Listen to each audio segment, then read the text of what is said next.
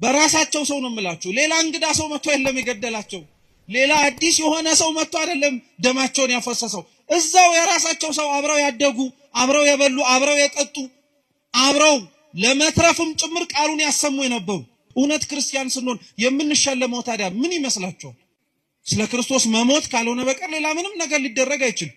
በየትኛው ጊዜ ነው ክርስቶስን ስለሰበኩ በእውነትም ጭምር ከእግዚአብሔር ጋር አብረው ስለኖሩ ተብለው መሬት የተሸለሙ፣ ቤት የተሸለሙ፣ መኪና እያሽከረከሩ የሄዱ ክርስቲያኖች ነበሩ እንጂማ እንደዛ ብንሆን ኖሮ ማን ያሰቃየን ነበር? ማን ይገለን ነበር? ማን እንደፈለገ ሰይፍ እያነሳ አንገታችን ሊያሳርፍብን ነበር? ማንም። ነቢያት ጥፋት ኖሮባቸው አልነበረም የተገደሉት። ነቢያት ክፉ ነገር ተናግረው አልነበረም።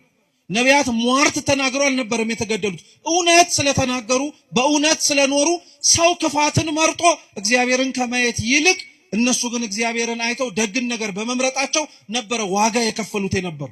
ለምንኖርባት መሬት ከኛ አልፈን ለሌላውም ጭምር እግዚአብሔርን ማየት እንዲችሉ ምክንያት መሆን ስላለብን ስለዛ ብቻ ተብለን እንታረዳለን። ስለዛ ብቻ ተብለን እንገደላለን። ስለዛ ብቻ ተብለን ዋጋ እንድንከፍል እንደረጋለን። የሚጠሉት የሚገፉት የሌላውን ክፋት እንደ ክፋትነቱ፣ የሌላውን ኃጢአት እንደ ኃጢአትነቱ ከሰው ወቅሰው ፈርደው ሳይሆን የሆነውን እንደሆነ ስላሳዩ፣ ሌላ ምንም ነገር ሆኖ አይደለም። ስላልሰሙ ጆሮዎቻችን፣ ማስተዋል ስላልቻለው አይምሯችን፣ እየተነገረው ነገር ግን ሰምቶ መኖር ስለከበደው ማንነታችን እግዚአብሔር አምላክ አልተወንም። ነቢያት እንዳልኳችሁ ነው የተገደሉት በሩቅ ሰው አይደለም። ዛሬም ሀገራችን ላይ ያሉት በየቦታው የሚሞቱት ወገኖቻችን የሚሞቱት በሩቅ ሰው አይደለም፣ በራሳቸው ሰው ነው። ክርስቲያኖች ለሚኖሩባት ቦታ እንደ ዜጎች ይኖራሉ፣ ግን ስደተኞች ናቸው። አይገርማችሁ? ለሚኖሩባት መሬት ዜጎች ናቸው፣ ግን ስደተኞች ናቸው። ስደተኛ የሆኑት ግን መርጠው ነው፣ በሰማይ ስፍራ እንዳላቸው ስላወቁ። ነገር ግን ግብሩን የከበደን አሁን መኖሩ እንዳልኳችሁ ነው። እንኳን መከራው ከሩቅ ሆኖ ተሰምቶ ቀርቶ ቅርብ ያለነው ሰዎች እንኳን መስማት አንፈልግም፣ ያንገሸግሸናል፣ ሰለቸን እንላለን። የሞቱት ሳይሰለቹ አንተ የምትሰማው ትሰለቻለህ? የታረዱት ሳይሰለቹ አንተ እንዲህ የምትመለከተው በስልክ ደከመኝ ትላለህ?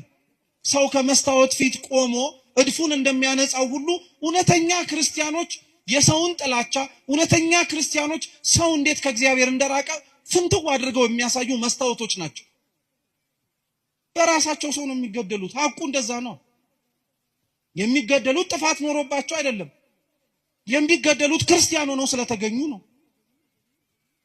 ክርስቲያን ስለሆኑ፣ ሌላ ምንም ነገር ስለሆኑ አይደለም። እንዲህ ብለን ለመናገር፣ እንዲህ ብለን ለማውራት፣ እንዲህ ብለንም ጭምር እውነታውን ለመመስከር ስለከበደን ካልሆነ በቀር